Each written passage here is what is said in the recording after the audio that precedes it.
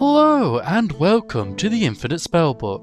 In this series, a random spell from the artifact known as the Infinite Spellbook will be chosen and shown to you, starting with a brief excerpt before explaining its origin, how to cast it, and the effects of the spell once cast. Some of these spells may be a simple utility that causes minor effects, whilst others can shake the very foundations of reality. Some of the spells that will be presented may have definable origins and their creators will be mentioned as such or rights in regards to the spell belonging to them. Other spells may have no clear origin, such is the nature of the Infinite Spellbook. Let us open another page and see what spell is contained within. I may not be one for using a blade, but for those that do, this incantation should be quite interesting. From the world of Metal Gear Rising Revengeance, let's take a look at Blade Mode. I think it's time for Jack to let her rip. Raiden. Blade Mode is an incantation of arcane precision, a spell that bends time and hones perception to transform a warrior into an avatar of the blade itself. Upon casting, a shimmering aura envelops the caster's weapon and the world around them begins to slow to a languid crawl, as though even time itself is held captive by their focus. In this moment, every heartbeat stretches, every breath feels eternal, and the battlefield freezes, awaiting the caster's next move. The caster's vision sharpens, able to see the fine details of the surroundings with supernatural clarity. Every joint in armour, every flaw in a weapon, every vulnerable pulse in their foe's form. Guided by this spell, each strike becomes a perfect, calculated incision delivered with the elegance of a master craftsman. With a simple movement, their weapon slices through materials once thought impenetrable: metal, stone, flesh, shearing obstacles with an ethereal sharpness, as if the blade itself has been enchanted to cut through the very essence of reality. Under Blade Mode's influence, the caster can direct the weapon in flawless arcs, each swipe carrying an invisible force that targets weak points and seams, as if fate itself were guiding the blade's path. With each swing, particles of severed matter hang briefly in the air before gravity pulls them down, remnants of foes and objects reduced to mere fragments by the spell's deadly artistry.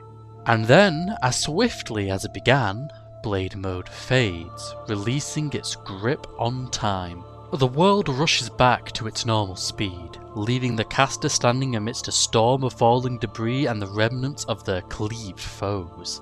A spell of both elegance and devastation, Blade Mode leaves behind a silent testament to the caster's mastery, a battlefield painted with razor-thin cuts and perfect strikes. Blade Mode is a technique used by the cybernetically enhanced swordsman Raiden and Jetstream Sam. This ability slows their perception of time and allows them to make lethally accurate cuts. Partnered with their specially modified swords, both Raiden and Sam could slice through almost anything. Only heavy armor plating could resist the technique, and only for a short time under constant stress. Whilst Blade Mode is a powerful technique, it has moments where it becomes more powerful, and that is when an opponent leaves an opening. In these moments, a precise strike could be made to sever a target's arm, remove a section of armor, or slice a weapon in two. And of course, an enemy not wearing thick enough armor could be sliced into pieces.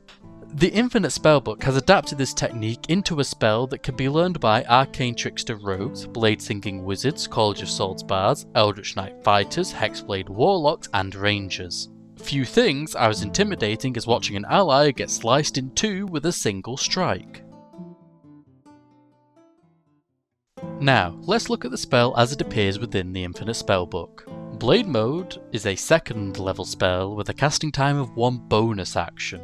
It has a range of self and requires somatic and material components, the latter being a bladed weapon that deals slashing damage worth at least 5 gold. The spell requires concentration for up to 1 minute and belongs to the Enchantment School of Magic.